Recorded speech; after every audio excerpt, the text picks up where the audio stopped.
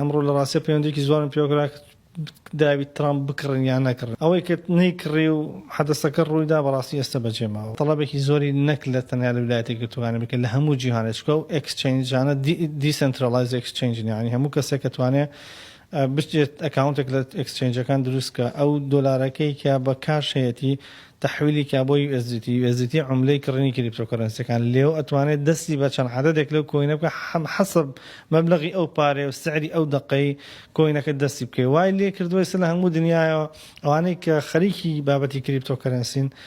دراوی ترامپ بکڕن ئەمەش بە جۆرێک لە جۆرەکان لەوانەیە لە چەند ڕۆژ و لە هەفتەی داهاتوو ئێمە ببینی هەندێک سیعرەکەی زیاتر بەرز بێتەوە بەڵام و پرسیاری زۆری شەکرێ ئەمڕۆ لە ڕاستیە پەیوەندێکی زۆرم پێوەگرا داوی ترامپ بکڕن یان نەکڕن با لێرە ڕوونکردنەوە بێ بۆ هەموو لایەک ئەوەی کە نەیکڕی و حەدەسەکە ڕوویدا بەڕاستی ئێستا بەجێماوە بەڕاستی ئێستا لە سیعرێکە ئیتر ئینڤێستکردنی بۆ نمونە هەم ڕیسکی تایە هەم ئەو قازانجەشی نییە بۆ نمونە کە بە سنت بوو بە 6 سنت بوو بە 10 سنت بوو بە 20 سنت بوو بە 30 سنت بوو بە دۆلارێک و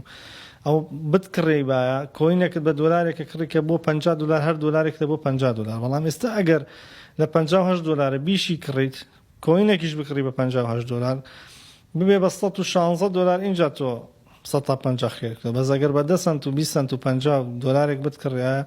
400 و 500 لەوانێ 200 لە بازارە خێرت لێ کردیانی